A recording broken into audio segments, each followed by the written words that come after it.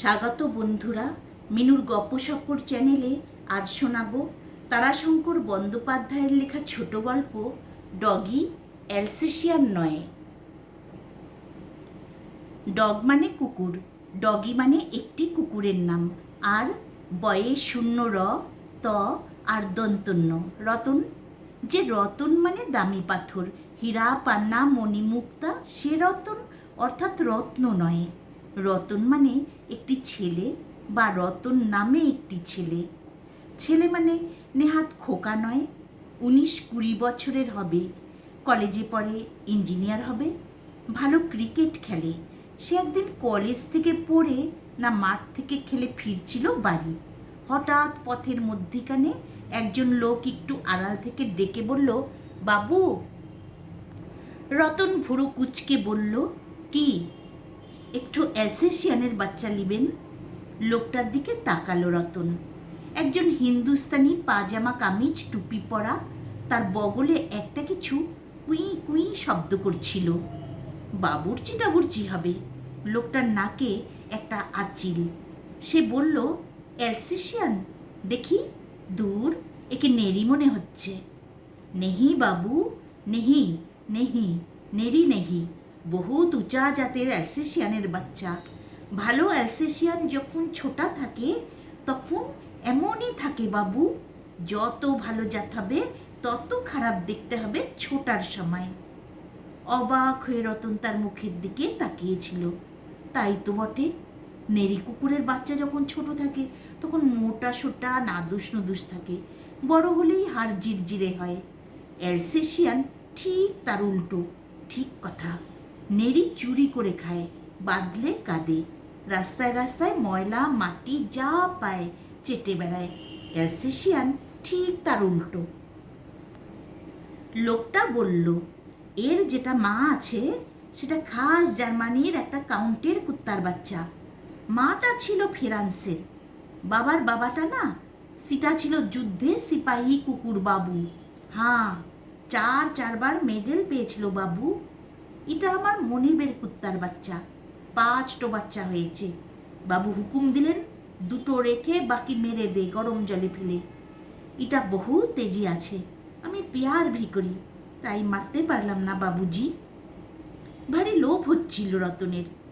রতন আমাদের লোকটি ভালো, কিন্তু বড় সরল, আবার ভীষণ রাগীও বটে। রাগলো তো রাগলো, ভীষণ রাগলো, হাক ডাক করে চেঁচালো। ইচ্ছে হলো যার উপর রাগ হলো তাকে মেরেই ফেলে। তারপরে ইচ্ছে হলো নিজের মাথায় নিজের একটা ডান্ডা মেরে সে মরে যায়।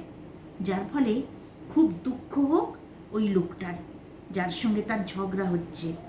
তারপরে মনে হয় চলেই যাবে সে যেদিকে খুশি, ঘরেই থাকবে না, সন্ন্যাসী হয়ে যাবে। তারপর ঘন্টা 2 পর রতন গভীর দীর্ঘ নিঃশ্বাস ফেলে মনে মনেই ভাবে, আহ ছি ছি, কি অন্যায়টাই না সে করেছে, ছি ছি ছি। তার কিছুক্ষণ পর এসে তার কাছে দাঁড়ালো, বলল, খুব খারাপ কাজ হয়ে গেছে, মাফ করো তুমি।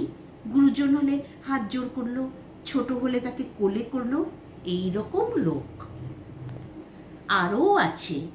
নিজে সে নিজের বিচার মতো মন্দ কাজ করে না, মিথ্যে সে বলে না, এবং তার দৃঢ় বিশ্বাস অন্য লোকেও তাই। তাই লোকটা মিথ্যে কথা বলেছে এ ভাবতেই পারল না। সে বলল, কি দাম চাও বলো, নেব আমি।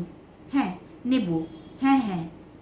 যতবার সে হ্যাঁ বলল প্রতিবারেই তার বিশ্বাস দৃঢ় থেকে দৃঢ়তর হলো, সবশেষে প্রায় দৃঢ়তম হয়ে উঠল। অ্যালসেশিয়ান নিশ্চয়ই, তাতে সন্দেহ নেই। তার ভারী শখ অ্যালসেশিয়ানের, কিন্তু বাড়িতে আছে আচ্ছা এক দিদি, তার বাবার মা। এই এতটুকু বেটে দিন রাত পুজো করে, তার জন্যে এসব আর পুষবার উপায় নেই। না হলে পাশের দেমশাইদের বাড়িতে খাসা একটা অ্যালসেশিয়ান আছে, নাম বাঘা। শুভতোষদের বাড়িতে আছে একটা, রত্নাদের বাড়িতে রত্নার বাবার একটা আছে, তার নাম রানী।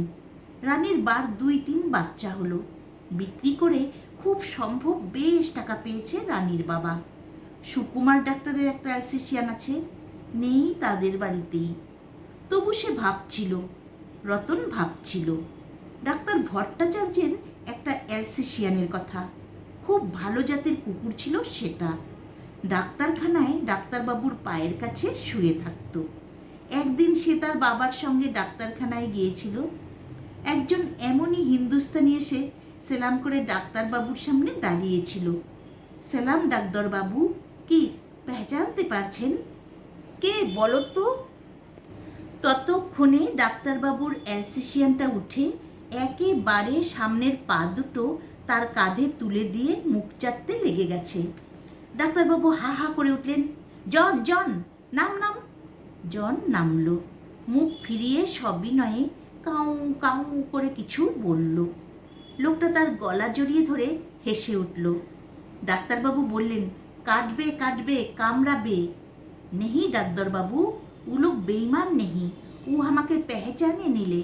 আপনি হুজুর পেহচানতে পারলেন না, ও পেহচানলে। আমি হুজুর বুলাকি রাম, জমাদার। ওহ, বুলাকি রাম, আচ্ছা আচ্ছা, কেমন আছো, কবে এলে? প্রকাণ্ড অ্যালসেশিয়ানটা তখন তার চারিদিকে ঘুরছে আর লেজ নাড়ছে। মধ্যে মধ্যে বাচ্চা কুকুরের মতো কুই কুই শব্দ করে লম্বা কালো জিভটা তার মুখে চেটে দিচ্ছে। এই লোকটাই নেহাত বাচ্চা অবস্থায় এই কুকুরটাকে ডাক্তারবাবুকে দিয়েছিল। ডাক্তারবাবু তার ছেলেকে চিকিৎসা করে বাঁচিয়েছিলেন। সেও এখানে নয়, এলাহাবাদে। ডাক্তারবাবু 2 মাস তখন ছিলেন সেখানে। সেই সময় সে আজ 5 বছর পার হয়ে গেছে। কুকুরের বাচ্চাটা তখন মাসখানেকের কি মাস দেড়েকের ছিল। এত দিন পরেও কুকুরটা সেই 1.5 মাস বয়সের সব কৃতজ্ঞ স্মৃতি মনে করে রেখেছে। তাকে দেখবা মাত্র চিনেছে। তার কাঁধে পা দিয়ে উঠে তার মুখ চেটে চেটে কুই কুই শব্দ করে জানিয়েছে, মনে আছে, মনে আছে, মনে আছে। ভালো আছো? তুমি ভালো আছো? অন্তত রতনের তাই মনে হলো। রতন সঙ্গে সঙ্গে প্যান্টের পকেট খুঁজে যা ছিল ঝেড়ে ঝুড়ে বের করে বলল, আমার কাছে এই আছে, এই নিয়ে দেবে তো দাও। 4 টাকা 30 পয়সা। নেহি বাবু, 50 টাকায় মিলবে না। 4 টাকা। নেহি বাবু। তবে আর কি করব? আপকা কলম তো দিজিয়ে। কলম? বেশি দাম নয় অবশ্য। দেশি পাইলট কিনেছিল সস্তায়। তার একটা ভালো কলমও আছে। একটু ভেবে সে দিয়ে দিল কলমটা, এবং বিনিময়ে সেই নেড়ি কুকুরের বাচ্চার মতো একটা মরা মরা ধরনের বাদামি কালচে কুকুরের বাচ্চাটাকে নিয়ে বগলের কাছে তুলে ধরল। সঙ্গে সঙ্গে কুকুরটাও বার 2 রতনের মুখের দিকে তাকিয়ে ছোক ছোক করে শুকে তার ছোট্ট জিভখানা বাড়ালো রতনের মুখখানা চাটতে। রতন তখন আপন মনেই বলে উঠল, আনন্দ সে আর সামলাতে পারল না। বলে উঠল, মা মাত দিয়া কেল্লা। ঠিক সেই ডাক্তারবাবুর অ্যালসেশিয়ানটার মতোই মুখ চাটছে, শুকছে, ফার্স্ট ক্লাস। অতঃপর একটা ভীষণ যুদ্ধ। যুদ্ধ বই কি, দিদির সঙ্গে যুদ্ধ, ভাই বোনদের সঙ্গে যুদ্ধ, চাকর বাকরদের সঙ্গে যুদ্ধ। কারণ সবাই বলে নেড়ির বাচ্চা। রতন বলে, কভি নেহি, অ্যালসেশিয়ান। আনমো করে গেছে, দেখো ঠিক তোমার মুখ চেটে দেবে। তার ডগি দিতু। ডগ মানে কুকুর। ডগি হলো রতনের কুকুরের নাম। দিদি, দিদি মানে ঠাকুমা। সে বুড়ি বাবার মা। অনেক ঝগড়া করে হাল ছাড়লো। বাবা মা সবাই সবাই বলল নেড়ি। রতন বলল, না, অ্যালসেশিয়ান। আরও বলল, লাগবে না তোমাদের বাড়ির ভাত, আমি আমার ভাত খাওয়াবো, অর্ধেক দেব, না হয় ভিক্ষে করে এনে খাওয়াবো। বাড়ির এক পাশে একটা জায়গায় তাকে বাঁধল। বলল, কেউ যেন খুলে না দেয়, বাধা অভ্যাস করতে হবে, একবারে ছাড়া পেতে দেবে না। নানা রকম নিয়ম করলো রতন। সকালে বেরিয়ে আনা, মাত্র একবার খাওয়া, তাও এক জায়গাতে এবং একটি পাত্রে, এবং বিধ আরও অনেক প্রকার। ডগি কিন্তু বাদলেই কাঁদতে লাগলো। সে কি কান্না, সকরুণ কান্না, হৃদয় বিদারক কান্না নয়, বিলাপ। এবং তার সঙ্গে এমনভাবে যখন তখন ওই স্থানটাকে ময়লা করতে লাগলো যে বাড়িটা দুর্গন্ধে ভরে উঠল। জমাদার সাফ করতে চাইতো না। রতন তাতেও দমেনি। রতন নিজেই সাফ করতে লাগলো এবং ডগিকে শাসন করতে লাগলো। কান মোলে, ছড়ি দিয়ে পিটে, লাথি কষিয়ে, হাতের চড় মেরে রতন কুকুরটার কাছে দুষ্টু ছেলে শাসন করা স্পেশাল স্কুলের হেডমাস্টার হয়ে উঠল। ফলে রতনকে দেখবা মাত্র চিত হয়ে শুয়ে দুটো বা চারটে পাই উপর দিকে তুলে চিৎকার করতে লাগলো, যার মানে হয়, মেরো না, মেরো না, মেরো না, তোমার পায়ে পড়ি, নয়তো ওগো আর করবো না গো, ওগো আর করবো না গো, তোমার পায়ে পড়ি গো। এই দুটোর একটা ছাড়া অন্য কিছু করা যায় না। মাস 3 হতে ডগি বড় হলো, কিন্তু চেহারায় অ্যালসেশিয়ানত্ব একটুও ফুটল না। তার লোমগুলো গায়ে সেটে বসে যেতে লাগলো। লেজটা সরু হয়ে উপর দিকে খণ্ডত্বয়ের মতো হয়ে চন্দ্র, সূর্য, তারাকেও ডোন্ট কেয়ার করতে লাগলো। কেবল রতনকে দেখলে সেটা নত হয়ে দু পায়ের মধ্যে ঢুকে যেত এবং মাথাটা বিচিত্রভাবে বেঁকিয়ে কুঁই কুঁই করে মিনতি করত। বোধহয় বলতো, প্রভু, আমি অ্যালসেশিয়ান নই, আমি নেহাতি নেরি কুকুরের বেটা, নেরি কুকুর। বুদ্ধি আমার মোটা, লাঠি পেটা করলে আমি মরে যাব, কিন্তু অ্যালসেশিয়ান হতে পারবো না। কিন্তু সে কথা কিছুতেই শুনতে প্রস্তুত নয় রতন। সে বলে, তোকে অ্যালসেশিয়ান হতেই হবে, ঠেঙিয়ে তোকে আমি অ্যালসেশিয়ান করবই। এবং চপটাঘাতে, কর্ণমর্দন বা হালকা ছড়ি দিয়ে পিটিয়ে তাকে শিক্ষা দিতে শুরু করলো। Doggy, sit down, doggy. Doggy ভয়ে বেঁকে গিয়ে বিচিত্র ভঙ্গিতে তার ঘাড় বেঁকিয়ে মিনতি করে বলতে লাগলো, আউ আউ আউ, মেরো না হে দয়ালু প্রভু, হে করুণাময়, সিট ডাউন হতে পারছি না, দয়া করুন।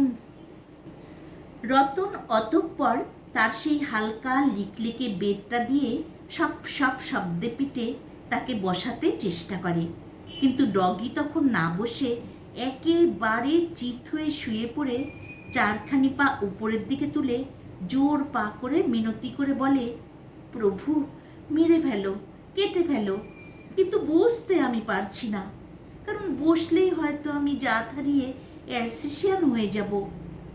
তবু রতন পেটে, গাধা পেটে ঘোড়া হয়। হিতোপদেশের গল্পে আছে, ইঁদুর থেকে বেড়াল, বেড়াল থেকে কুকুর হয়, কুকুরকে বাঘ পর্যন্ত করা যায়। এ তো নেরি থেকে অ্যালসেশিয়ান। রতন বদ্ধ পরিকর। এদিকে ডগিও কৃত সংকল্প, হয়তো জন্ম থেকে শপথবদ্ধ, নেরি সে নেরিই থাকবে, তাছাড়া আর কিচ্ছু হবে না। এবং এর জন্য সে রতনের সাড়া পেলেই পালাতে শুরু করলো।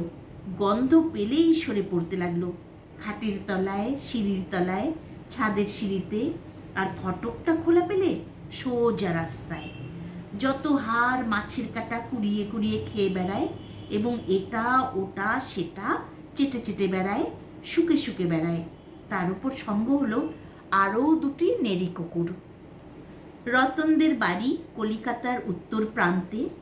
বাড়ির সামনে একটি মাঠ আছে, সেখানে কাদা আছে, ধুলো আছে, ময়লা আছে, মাটি আছে, ডাস্টবিনে এঁটো কাটা আছে, চিংড়ির খোসা আছে। ডগি রাস্তায় বেরিয়ে মাঠে পড়েই ছুটোছুটি শুরু করে দেয়। ছুটোছুটি করে আরও 2টি কুকুরের সঙ্গে, একটা আধা বিলিতি, একটা আধা দেশি। একটা সাদা, কিন্তু গায়ে কালো কালো গোল দাগের ছড়া আছে, লেজে ঘন রোয়া আছে, 2 কানেও 2 গাছা বড় কালো রোয়া আছে। আর একটা, সেটা আটকেলে, অর্থাৎ সাদায় কালোয় মেশানো। কবে এবং কখন কিভাবে যে ওদের সঙ্গে ভাব হয়েছিল কেউ দেখেনি। তবে একদিন হঠাৎ দেখা গেল ওদের 3টিতে ভারী ভাব। ওরা 2জন বয়সে বড়, ডগি ছোট, তা হোক, ওরা ডগিকে চমৎকার করে নেরিবৃত্তি শেখায়, কেমন করে মারামারি করতে হয় এটাই হলো তার মধ্যে বেশি। কামড়াকামড়ি, পায়ে পায়ে লাগিয়ে পিছন পায়ে ভর দিয়ে উঠে দাঁড়ানো। এ যখন ঘাড়ে কামড়ে ধরে ও নিচু দিক থেকে এর সামনের পায়ে কামড়ে ধরার কায়দা আবিষ্কার করে। দুজনে লড়াই করে, একজন দাঁড়িয়ে দেখে, ঠিক যেন হাসে। বাহ, বেশ রেফারির মতো গম্ভীরভাবে দেখে কার ফাউল হলো। তারপর তিনজনেই দৌড়য়ে পাড়ার এ মাথা থেকে ও মাথা পর্যন্ত। মোটর আসে, হর্ন দেয়, ওরা সরে যায়। মোটর বেরিয়ে গেলে পিছনে পিছনে ঘেউ ঘেউ করে তাড়া করে, আবার ফিরে আসে। ডাস্টবিনে খাবার পরে তিনজনে ছুটে যায়। ঝগড়া করে না, যে যা পারে খেড়ে খায়। কখনো কখনো কাকেরা বিরক্ত হয়ে ঠোকরায়, ওরাও কাকেদের তাড়া করে। কখনো কখনো কাকেদের সঙ্গে খেলাও করে। কাক দুটো উড়ে এসে ডগির দুদিকে নেমে বসে, একটা বসে আগে, একটা বসে পিছনে।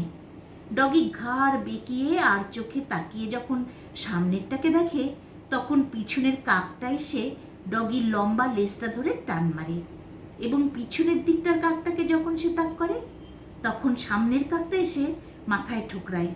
তবে পিছনের সমস্যাটাই প্রবল। পিছনের কাকটা ডগির লেজ ধরে মধ্যে মধ্যে এমন টেনে দেয় যে ডগি অত্যন্ত ক্রুদ্ধ না হয়ে পারে না, এবং বেশ কয়েকবার অর্ধবৃত্ত হয়ে বনবন করে ঘুরে তার নিজের লেজটাকে ধরবার জন্য, যেটা সমানে তার মুখের সঙ্গে সমান দূরত্ব রেখে ঘুরপাক খায়। এরই মধ্যে দূর থেকে শব্দ আসে, ডগি। রতনের গলা। রতন আসছে কলেজ থেকে। বাস, রনে ভঙ্গ দিয়ে ডগি দিল ছুট। ছুট তো ছুট, রাম ছুট। অনেক দূরে গিয়ে থমকে দাঁড়ালো, কারণ তার পিছন থেকে ক্রমশ উত্তপ্ত এবং উচ্চডাক শোনা যাচ্ছে, doggy doggy doggy doggy doggy. Doggy রামছুটের স্পিড কমতে থাকে।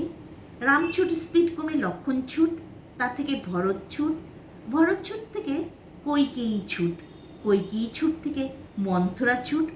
অতঃপর পা দুটো একেবারে থেমে যায় এবং সে করুণ দৃষ্টিতে ফিরে তাকাতে বাধ্য হয়। তারপর ফেরে জোরে ছুটে সে একেবারে রতনের সামনে চিত হয়ে পড়ে, পা চারটে তুলে মাটিতে লেজ আছড়ায় আর হাসে নির্লজ্জের মতো।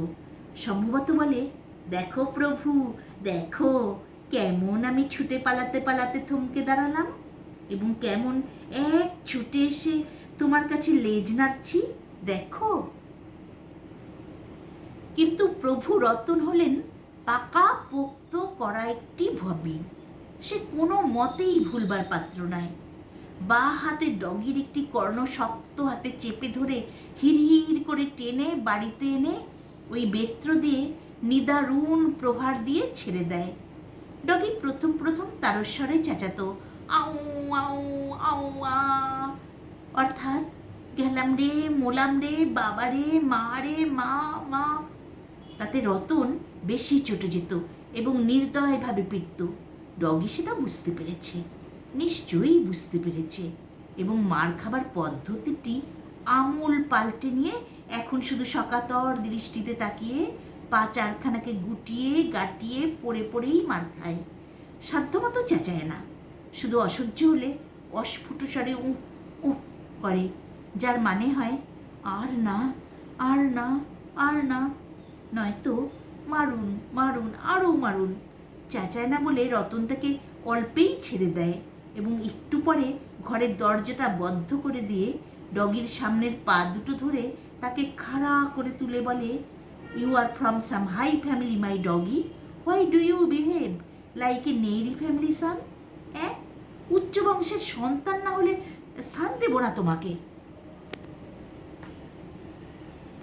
অতঃপর দাঁতে দাঁত ঘষে বলে, তাহলে তোমাকে মেরে ফেলবো আজকালকার দিন, জানো তো। সেদিন একটা পিক পকেটকে ধরে মারতে লাগলো তো মারতেই লাগলো, লোকটা মরলে তবে ছাড়লো। হ্যাঁ, ডগি এতে খুব খুশি, মুখ দেখলেই বোঝা যায় হাসছে। জিভটা তার বেরিয়ে ঝুলে পড়ে এবং তা থেকে টপ টপ করে লালা ঝরে। রতন তাকে ছেড়ে দিলেই সে বার দুই লাফ মেরে সেই লম্বা জিভটা সাপের মতো বের করে রতনের মুখ চেটে দিতে যায়। রতন ধমক দিয়ে বলে, খবরদার, কি না কি খেয়েছিস তুই? রাস্তায় গোবর চাটিস, এ আমি সচক্ষে দেখেছি, মেরে ফেলবো আমার মুখে জিভ ঠেকালে। মুহূর্তে হাই ফ্যামিলির ছেলে ডগি রতনের পায়ের তলায় গড়িয়ে পড়ে সেই জিভ দিয়ে পা চেটে দেয়। তার লেজ দিয়ে রতনকে পটপট শব্দে আঘাত করে, বেত্রাঘাতের শোধ নেয়। ঘর থেকে বের হতে পেলেই শটান বাড়ির বাইরে রাস্তায়, এবং রাস্তা পার হয়ে সেই কুকুর দুটোর কাছে। তারা ওর মুখ চেটে দেয়, গা চেটে দেয়, ও তাদের মুখ চাটে, গা চাটে। কিছুক্ষণের মধ্যেই 3টি কুকুরের চিৎকারে পাড়া চকিত হয়। অ্যালুমিনিয়াম বাসনালাকে লেগেছে, লোকটা বলে বিকট স্বরে চিৎকার করে। নয়তো গোয়ালাদের কোনো মহিষকে লেগেছে, কিংবা কারোর বাড়ির বিড়ালকে লেগেছে, অথবা বিশাল পাগড়ি পরা কোনো কাবুলিওয়ালাকে সে তেড়ে গেছে, নয়তো ফাঁকা জায়গাটার ওপারের রাস্তার ওপর কোনো কুকুরকে দেখে চেঁচাচ্ছে। ডগির কণ্ঠস্বর চেনা যায়, নেহাতি ফংফঙে কণ্ঠস্বর, আদৌ গুরুগম্ভীর ধ্রুপদী নয়, যা শুনে লোকে ভয় করে। চোরটোরেরা পাঁচিল পার হতে গিয়েও থমকে দাঁড়ায়। গম্ভীর কাসরে বাজনার কাছে ছোট্ট একটা ঘটিতে কাঠি দিয়ে বাজালে যেমন ফংফঙে মনে হয়, তেমনি মনে হয় পাশের বাড়ির অ্যালসেশিয়ান বাঘার ডাকের কাছে। রতনের দাদা হিমাদ্রি বলে, কোত্থেকে যে আনলি একটা নেড়ির বাচ্চাকে, ডাকছে দেখ। চোর এলে ওর গলার আওয়াজই বের হবে না দেখবি। কখনো না, দেখিস দেখিস, তুই দেখিস। ঠিক তাই হলো, একেবারে তাই। বাড়িতে চোর ঢুকেছিল, ডগি বাড়িতেই ছিল, কিন্তু একবার চেঁচালো না। চোরটাই চিৎকার করে উঠল, আরে বাপ রে, জান গেইল রে বাবা, বলে পাঁচিলের ওপর থেকে একেবারে ধপাস করে ওপাশে পড়ে গেল। চোরের উপদ্রব কিছুদিনই এ পাড়ায় চলছে। সেদিন রতনদের বাড়ির কম্পাউন্ড ওয়ালে চোরে বাড়ির ভিতরে নামবার জন্যে চোর যেই এক পা বাড়িয়েছে, অমনি ডগি লাফ দিয়ে উঠে তার গোড়ালিটায় সজোরে দাঁত বসিয়ে কামড়ে ধরেছে। এমন করে ধরেছিল যে সে দাঁত বসিয়ে তার জোরে ঝুলতে সক্ষম হয়েছিল। লোকটা যন্ত্রণায় চিৎকার করে পাখানাকে ঝেড়ে ডগিকেও ঝেড়ে ফেলেছে বটে, কিন্তু চোরের গোড়ালির খানিকটা মাংস কেটে নিয়েছে ডগি। ডগি চেঁচায়নি। সে যখনই শব্দ শুনেছিল, বুঝতে পেরেছিল চোর পাঁচিল ডিঙিয়ে নামতে যাচ্ছে, তখনই সে পাঁচিলের ধারে নিঃশব্দে এসে দাঁড়িয়েছিল। লোকটা পাঁচিল থেকে যেই একটা পা ঝুলিয়ে নামতে চেষ্টা করেছে, অমনি ডগি লাফ মেরে খপ করে কামড়ে ধরেছে।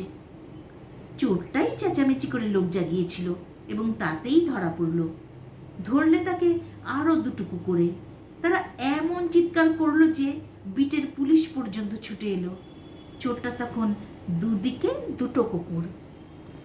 রতন চোরটাকে দেখে সবিস্ময়ে বলল, তুমি কে বলো তো? তোমাকে তো আমি চিনি। তোমার নাকের ওই আঁচিলটা তো আমার খুব চেনা হে। কই তোমার টুপি, কই পাজামা কামিজ, কই? লোকটা ফ্যাল ফ্যাল করে তার মুখের দিকে চেয়ে চোখ নামালো, নিজের পায়ের দিকে তাকিয়ে বলল, কুকুরটা একদম শয়তানের জাত। ওহ, একদম চিল্লায় না। ওহ, কেটে নিয়েছে গোড়ালিটা। আহ! রতন বলল, নেড়ি নেড়ি যে মিয়া, ওর তো ওই স্বভাব। অ্যালসেশিয়ান তো না, জার্মান কাউন্টের কুত্তা, বাপের বাচ্চা তো নেই। ইটার বাবার বাবা যুদ্ধে সিপাহী কুকুরও ছিল না, মেডেল টেডেলও পায়নি এর 14 পুরুষ। এ হলো নেড়ি, বেইমানের জাত। কি এমন করে তাকাচ্ছ কেন মিয়া? চিনতে পারছো না আমাকে? ওটাকেই তো তুমি আমাকে দিয়েছিলে অ্যালসেশিয়ান বলে, সেই পুলের ধারে 4 টাকা 30 পয়সা নগদ। আর আমার পাইলট পেনটা দেখো, অ্যালসেশিয়ান হলে কুকুরটা ঠিক তোমাকে চিনে ফেলতো। ভাগ্যে ডগি আমার নেড়ি। লোকটা মুখ নামালো। রতন ডগিকে কাছে টেনে বলল, my doggy, doggy, you are from some high family of নেড়ি ডগস। ডগি কানমালা খেয়ে চিত হয়ে শুয়ে পড়ে 5-4টে উপর দিকে তুলে জোর পা করলো। সামনেই রাস্তার উপর অন্য কুকুর দুটো বসে বসে ডগির আদর দেখছিল, এবং সম্ভবত হাসছিল, অন্তত তাই মনে হচ্ছিল দেখে। রতনের বোন লীলা বিস্কুট নিয়ে এসে বলল, মেজদা, মামনি দিল, কুকুরগুলোকে দাও। বন্ধুরা, মিনুর গপ্পসপ্পর চ্যানেলে তোমরা এতক্ষণ শুনছিলে তারাশঙ্কর বন্দ্যোপাধ্যায়ের ছোট গল্প ডগি অ্যালসেশিয়ান নয়।